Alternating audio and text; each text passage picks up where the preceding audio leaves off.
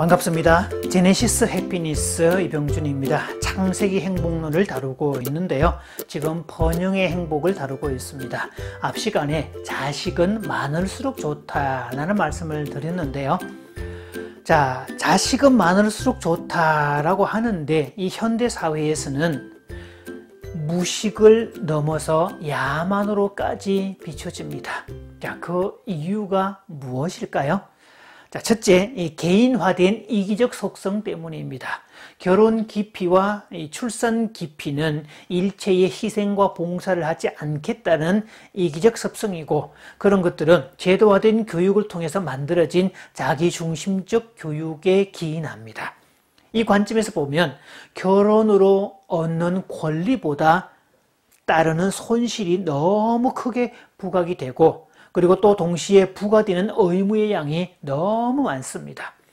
경제적 책임도 져야 되고 관계의 책임도 져야 되고요. 새로운 관계를 형성해야 되니까 거기에 많은 수고가 동반되어야 되죠. 돈과 시간도 필요하고 마음과 정성도 필요합니다.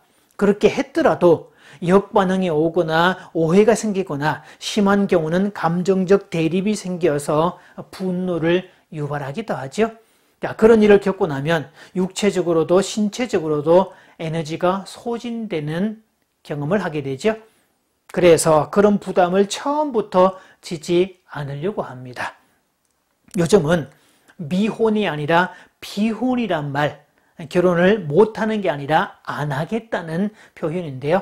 이것은 결혼하지 않음으로 인해서 골치 아픈 문제에 직면할 상황 자체를 만들지 않겠다는 발상이죠. 그래서 무자식 상팔자, 화려한 싱글, 돌아온 싱글 이런 것들은 아마 의무로부터 자유로워지는 사람들을 찬양하는 표현일 겁니다. 둘째, 손해라고 생각하기 때문입니다. 어릴 때부터 집안일을 별로 많이 하지 않고 자란 세대에게는 이 갑자기 떠안겨진 임신과 출산, 육아와 가사노동은 너무 버겁게 느껴질 겁니다. 생명을 잉태하고 낳고 양육하는 모든 과정을 노동의 가치로 환산해 보면 어지간한 사람이 직장에 취업해서 평생을 수고한 그 노동의 가치와 견줄만 합니다. 게다가 노동은 일을 하고 나면 바로 대가와 권리가 바로바로 주어지는데 이 집안일은 대체로 보면 밑 빠진 독에 물 붓기 같은, 잘하면 그냥 평범한 일상이고 하지 않으면 바로 표시가 나는 그런 것이기 때문에 쉽게 허탈감을 느낄 수 있는 위험이 있다는 뜻이 되죠. 특히 직업적으로 볼 때 여성들의 경우는 이 결혼과 출산, 육아 등으로 인해서 경력 단절녀가 되는 경우가 있는데요. 나중에 아이를 키우고 복직을 하려고 해도 구직의 어려움과 또 이미 뒤처진 자신의 어떤 스펙도 생각을 해야 되죠. 그렇게 계산해 보면, 손익을 따져보면 손해 쪽이 훨씬 더 크기 때문에 또 그런 손해를 보지 않겠다는 생각을 하게 되어 있고, 겉으로 보이기에 의무만 부과되기 때문에 손해라고 여기는 것들이 많기 때문입니다. 자, 셋째, 돈신의 노예가 되었기 때문입니다. 우리는 지금 자본주의 사회에서 살고 있기 때문에 자, 나도 모르게 돈신, 즉 만몬, 머니의 어원이 되죠. 만몬을 섬기는 신자라고 해도 과언이 아닙니다. 현대인들은 안정된 경제적 수준이 된 열망이 아주 큽니다. 그래서 남자가 가정경제를 책임지고 여자가 집안 살림을 도맡는다는 이런 이제 농경사회를 기반으로 만들어진 가부장적인 가치관인데요. 이제는 배제된 지 오래가 됐습니다. 경제적 가치가 워낙 높아진 덕분에 이 탁월한 경제적 능력은 개인의 부족함을 보완하고 덮어주는 장치가 되기도 하죠. 자, 이것 때문에 재혼 가정에서는요, 배우자의 경제적 능력이 최우선 조건으로 부각되기도 합니다. 그래서 이런 말을 씁니다. 과거는 용서해도 무능력은 용서 못해. 자, 네 번째는 관계의 행복을 모르기 때문입니다. 결혼을 통하면 관계로 연결이 되는데 부부관계, 출산을 하면 부모, 자식 관계를 비롯해서 친가, 처가, 기타 등등 여러 가지 관계를 맺게 되어 있는데요. 이것은 경제적 가치로 환산할 수 있는 게 아닙니다. 어떤 사람은 이 관계의 행복을 위해서 경제적인 이익을 유보하거나 포기하기도 합니다. 아이를 임신하고 출산하고 양육하는 과정을 통해서 그것을 인생 중 최고의 기쁨으로 여깁니다.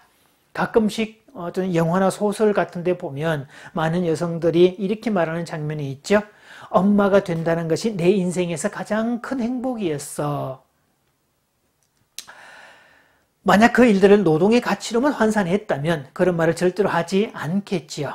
자, 그래서 이렇게 노동의 가치로 환산해서 그 비율이 얼마냐 따지는 것은 외부적으로 볼 땐 똑똑할지 몰라도 삶의 관계적인 측면에서 보면 지혜로운 삶은 아니라는 것이죠.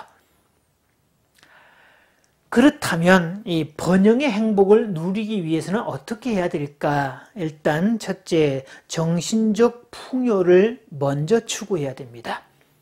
이것을 다루는 분야가 종교와 철학, 예술의 영역, 즉 요즘에 인문학이라고 불리는 요소가 이런 쪽이 되죠.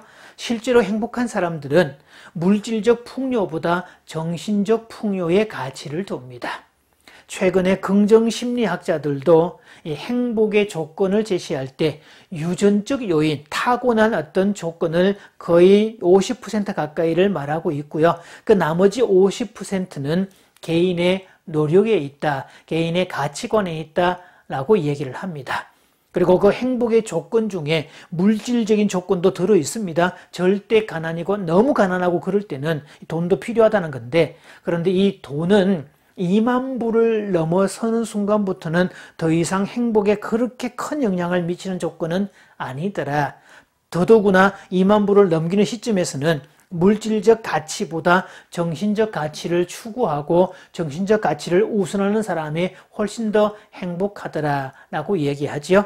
그래서 우리 사회가 대체로 물질적 추구, 경제적 안정 여기만 초점을 두어서 교육을 해왔기 때문에 모든 관심이 그쪽으로 가 있기 때문에 이렇게 교육 수준이 높고 풍요로워졌음에도 불구하고 각종 정신병리와 상대적 박탈감으로 인한 어떤 그런 현상이 더 커졌던 이유는 여기에 있다는 거죠.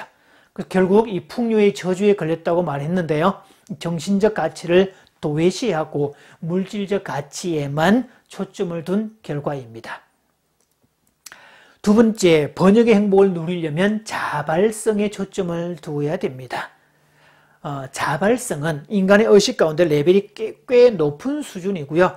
자발성에 초점을 두면 흔쾌히 나서서 수고를 자청하면 이 사람은 나도 좋고 상대방도 좋은 둘 다 윈윈이 되는 그런 관계를 만들 수 있죠. 그래서 성경이 말하는 결혼은 상호 헌신을 넘어서 자발적 헌신의 바탕을 둔 공동체입니다. 그리고 헌신의 시작은 자신에게 주어진 권리의 포기부터 출발합니다. 남자가 되었든 여자가 되었든 개인의 꿈과 자유, 화려한 싱글의 우아함, 직업적 경력, 또 친구를 비롯한 사회적인 어떤 관계들, 그 외에 수많은 것들을 유보하거나 많은 것들은 포기해야 될 것들도 들어있죠.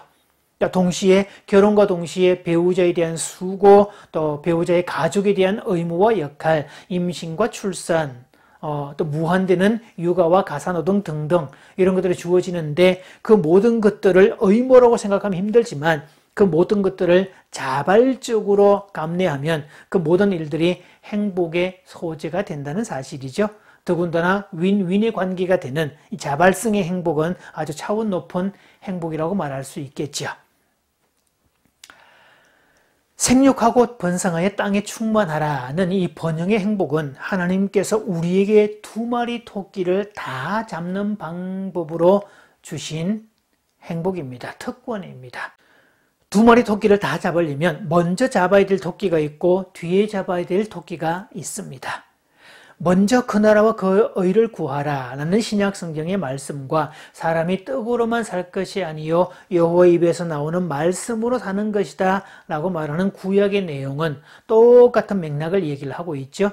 자, 그래서 이 우선 가치, 정신적 가치를 우선 둘 때 물질적 가치는 거기에 따라온다는 사실을 초점을 두면 이 사람은 두 가지 토끼를 다 잡을 수가 있지만 물질적 가치만 추구하면 물질적 가치는 얻었지만 정신적 빈곤에 의해서 행복의 밸런스를 맞출 수 없다는 사실이죠.